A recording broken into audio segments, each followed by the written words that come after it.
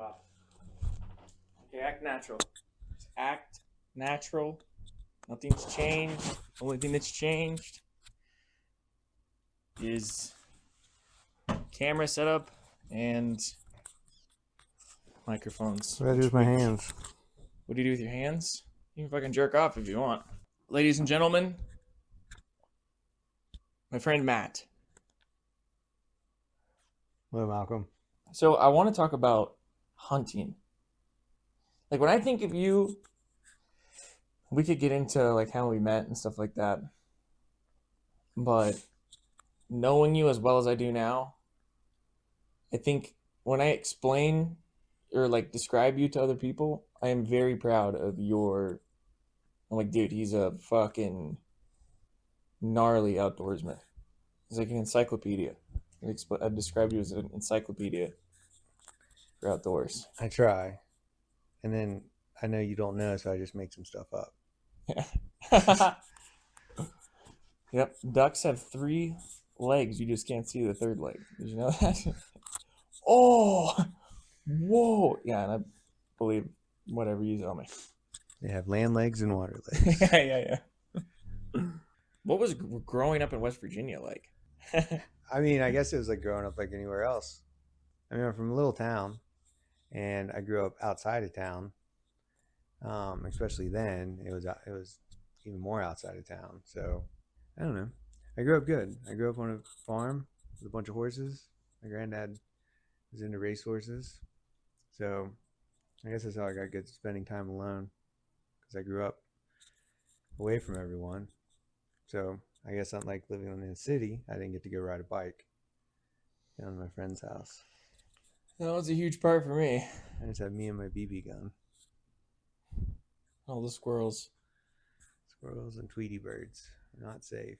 I don't know. I think about what it would have been like to grow up in a city or in a neighborhood. Yeah, there's definitely a lot of walking to and from people's houses for me. Getting into just all types of tomfoolery. But I think growing up, I don't know, West Virginia is a special place with a bunch of special people, and you get to see like everything was simpler. Like I grew up in a place that I think, like, even though I grew up in the 80s and 90s, it wasn't probably like what the 80s and 90s were like in Austin. Everywhere else, or like big cities. Yeah. It was That makes sense. little behind. I had 3 TV channels. Channel 6, 7, and 10. Channel 6 and 10 were both NBC. So I did not know that. That's what I got. A little behind. Yeah. Well, we couldn't get cable at my house. Cable stopped from one town. The cable ran and stopped like a mile from the house on one side, and then the cable from the other town stopped a mile from the house on the other side. So we had one of the big giant satellite dishes only hooked up in one room, in the living room. That's where my dad sat, and he controlled that. I never got to watch Sesame Street because we couldn't get PBS. I remember wanting to watch Sesame Street because my cousins could watch Sesame Street, and I couldn't watch Sesame Street because we didn't get PBS. Tragic. West Virginia is like poor though. Like when I think of West Virginia as like a place, I think of the fucking Interview with the inbred family. That's a different part of West Virginia. Yeah. You don't know those people? No. So there's 2 parts of West Virginia. First off, West Virginia is the only state entirely in Appalachia. Oh. Okay. So Appalachia does make up down to Georgia and up through Pennsylvania. West Virginia is the only state entirely in it. When you look at what West Virginia is, there's geography-wise, there's what's called the Appalachian Ridge and Valley, and then the Appalachian Plateau. So I'm from southeast West Virginia, which is the Ridge and Valley region. So you have big mountains with valleys in between them. Kind of like here, just not as big. Drastic. Valleys aren't right. 15 miles across. But It's gorgeous. And then when you go a little more west, you have the Appalachian Plateau, which is all the mountains are kind of the same height, and it's just straight up, straight down, straight up, straight down, straight up, straight down. And that's where you're seeing a lot. That's where a lot of the coal mines are. That's where you see a lot of the stereotypical stuff from West Virginia. It's just a road going up a holla, and there's houses right alongside the road because it's a mountain on both sides. Mm-hmm. And that's where they talk about the sun only shines from like 10 to 3. Yeah, that just like could not be further from my experience growing up. Like, brother. I remember driving on 6th Street with my mom and seeing fucking Leslie fucking rubbing dollar bills in between his thong. And like, yeah, just shit like that. Like crazy shit in Austin. But, no, we didn't have any of that. yeah. I mean, but we had like, it is it's a proud hillbilly culture that you have. So, Mm-hmm. but everybody's nice, and most people are poor. Mm-hmm. I think about guilt because I didn't grow up poor. I don't know. I think it's good now. Like I find myself like I think that I'm not into like flashy stuff or anything like that because it's like you don't do that. Yeah. He's humble. Yeah. Or just like, yeah, it's like respect and humility, I think. And it's just how you are. But yeah, we didn't see anything. Like all my friends, if you went to a friend's house, like they didn't live beside anybody. You got dropped off the house, and then you had acres and acres of stuff to go get into. So it was always like Opie Taylor shit, looking for frogs. Or my buddy and Brandon and I that I grew up with, we would spend hours down at this little pond in the woods, like with our BB guns, trying to shoot frogs when they'd stick their heads up.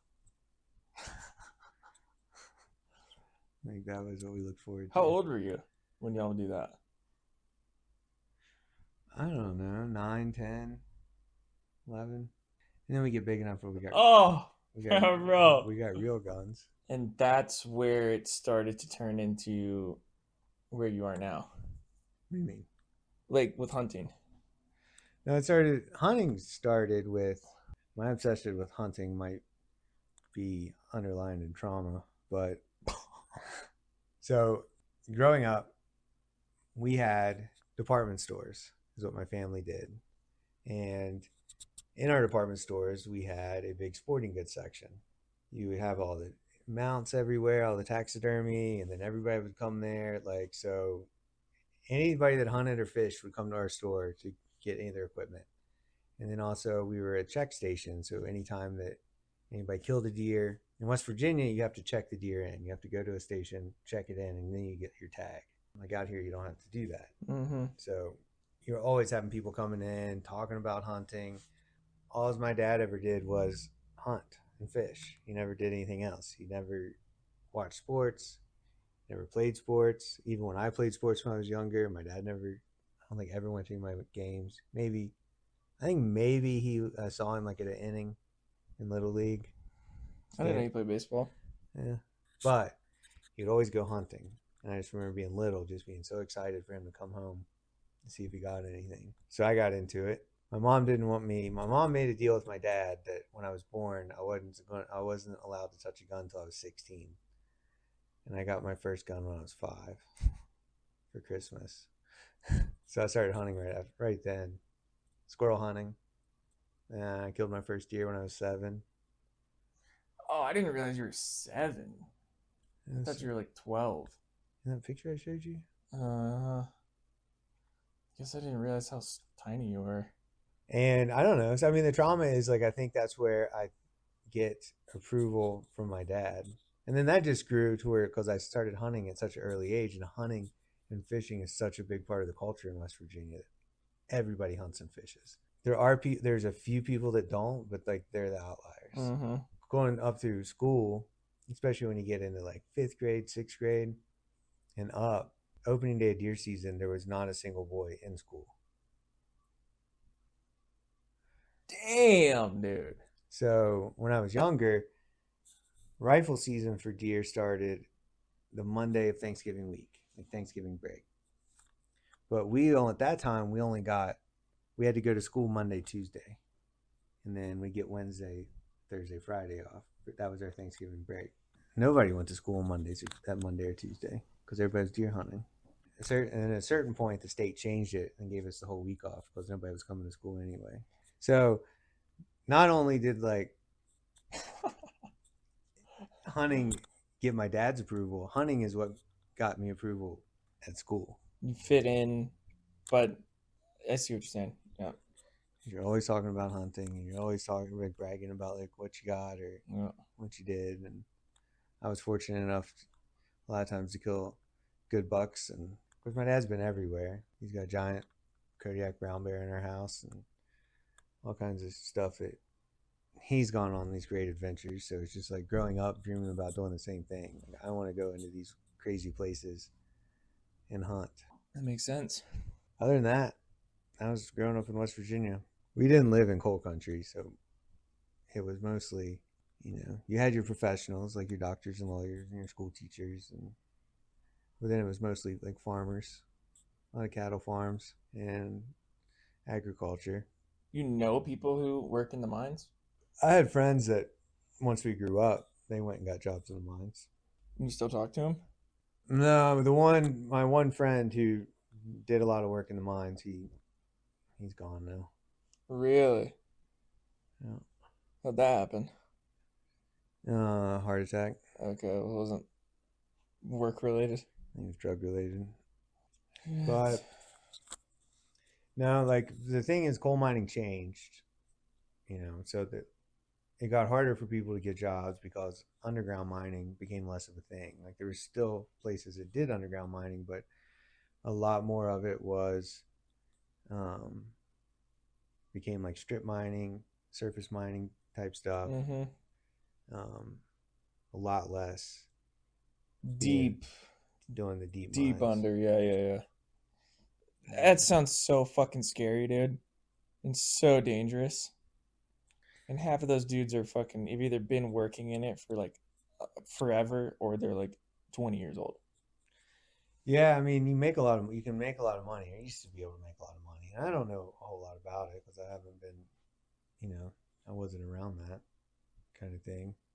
You can go down, like there's Exposition coal mine that you can go Like down. a museum almost. Yeah, but they take you down in the little coal cars down into the mine. They got the lights. Mm-hmm. And they only, depending on, like, they only mine what the seam is. So you got a seam of coal that runs through the mountain. Okay. However wide that seam is how wide the hole is that you're in. So, like, if you're in a 30-inch seam, you're in there when it's only 30 inches from the top, from the ceiling to the ground. Yeah, you're like doing this number while the fucking thing is going. Or like laying down almost. I don't know. Coal mining is a big thing. I know it's important. I mean, there's a lot of stuff that environmentally that is wrong with it. And you can see the damage that it does. I don't know. It's one of those things I'm torn about because it is such a big part of the culture. And West Virginia one time had like some of the richest cities. We had all the company towns and all the stuff that you hear about coal mining. West Virginia had company towns and company stores, getting paid by script. Well, how long ago was that? Probably even going back like to the 50s. Okay. Maybe even, I don't know how long script was around. Yeah, I don't even know what that is. So coal companies at one time did a thing where they had a company town. Like, so you could live, if you worked for the coal mine, you'd live in a town, you'd get a house and everything. You'd rent the house from the company. And instead of getting paid in dollars, you got paid in script. And the script was basically good. Like the company, they also had a company store. So you could use the script to buy stuff at the company store. Like town credit? You'd use the script to pay for your rent. So you could never really go anywhere. Yeah. What? In the 50s and like 40s? That's crazy. Why did they stop doing that? Well, I mean, it's not I mean, It's like ethical. unethical. Yeah. You know. What? I mean, that's where you got to look at like West Virginia. West Virginia is a very red state now, but it wasn't like that for a long time. It was a very blue, very democratic state because of the coal mines, and it's such a big union state. All the battles, like there was actually like little wars between people on strike, the coal companies, and the Bruh. companies.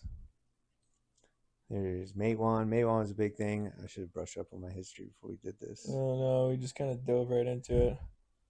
I didn't really know. I mean, I still suck at this, so I'm kind of trying to figure out what the best way to go about just flip the camera on and just start talking. And No, this can always be a trial run. yeah, well, I'm gonna post it. So, yeah. No, but all that shit about West Virginia is it's still interesting. Yeah, it sounds like another world to somebody who's from a fucking mega metropolis like Austin, which didn't always used to be like that, but it is now. So. Yeah, and I don't know. I know you brought up at one point.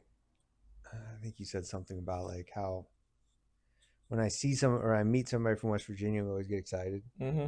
It's a small state, a small population.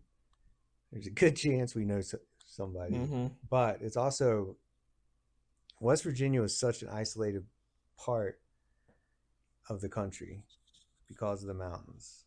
And then when people came in, outsiders came into the state, a lot of times it was to exploit the people or exploit the land. Companies came in or people came in. Trying to build like developments and stuff, or It's what? mostly like just coming in and mining. Okay, because so Yeah. this was like kind of in the past a little bit. Yeah, but I just think it's part of just ingrained in people that are born and raised in West Virginia that you kind of like all have something super rich in common. And then also you don't trust, You're like protective of the state. yeah, Yeah. you don't trust outsiders. Huh. That's funny because yeah, I think about Texas and like there's definitely like Austin's different from Texas and big city Texans are way different from small town Texans, but there is with Texas there definitely is like I meet people from Texas up here and there's an immediate like what's up bro, what's up, you know what I mean? But I don't think that there's that other thing you're talking about. I think part of maybe why people from Texas are like that is I don't know, I want to say Texas like protects itself almost. And like the don't mess with Texas like cliche is it's kind of puff your chest out type of thing, I guess. But Yeah, I don't know, but Texas is also so big that you can yeah, be from Texas and still be 12 hours away from somebody away else, from somebody else that's yeah. in Texas. West Virginia, especially, I mean, like even like you have like Northern West Virginia, Southern West Virginia, and and you have like you got the two panhandles, which it just goes out in the public. Like Northern Panhandles, it's barely West Virginia. So the one person that sees this is just gonna happen to be from West Virginia. Yeah. Like, this fucking asshole. They're from Wheeling. Yeah. Yeah, but if I see somebody wearing a West Virginia hat, they're from West Virginia. Like this. Yeah. I see a flying WV on a shirt or a hat, like it's immediate. And then the I guess something cool, the chances that they grew up in a similar, especially if they're like your age, they probably grew up doing the same shit as you. More or less, or no? Yeah, more or less. I mean, there's only a couple cities. I mean, there's a handful of like what you would call cities, what I would call a city. I mean, nothing. Right. Dallas, Houston, Austin, San Antonio. Yeah. Yeah. Like I told you, I was shocked. Like I remember one of the first times I went to another city and you got on the interstate to go somewhere within the city. Yeah. That was amazing to me. No, That's why I like Montana, especially when you get outside of So nice. Bozeman and you get in these little towns. It's like very familiar. Homey, and it's like everybody's more or less like kind of just like respect for the land. Nice. I mean, you definitely get like there's like proud Montanans who are like roughneck fucking cowboys, which I want to say I understand, but I don't understand, but I do understand. If that makes sense. So you were smoking crack and shooting. Yes, I was. Oh, that was out of pocket, dude. I'm sorry. He's from West Virginia. Chuck Yeager. Nope. He was the first person to fly faster than the speed of sound. Really? God, can you imagine? I get scared when Saul's driving. Imagine flying. How fast is the speed of sound? 700 and some miles an hour. Oh my God, brother. How fast does a commercial plane fly?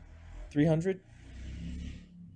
Yeah, So 400, 450. that's almost twice as fast. The plane I was on last night, it was saying 475 when I was watching the thing. That is still so fast. I did hear a cool theory that was like you live every life there is to live as a human, and then once you've lived through the entire array of human lives, you like become one with God or something. I don't like that. No, because you're scared you're gonna come back as a fucking. It sounds exhausting. Yeah, but you don't remember. What's the point? What's the point of anything? What's the point of a tree? To photosynthesize and to create oxygen. No, dude. That's a bunch of scientific propaganda. You don't believe in oxygen? What's the point of oxygen? So we can breathe. What's the point of breathing? So we can live. What is the point of life? See, it all circles back around. I think I'm onto something, dude. How do you end something like this? Goodbye. The end.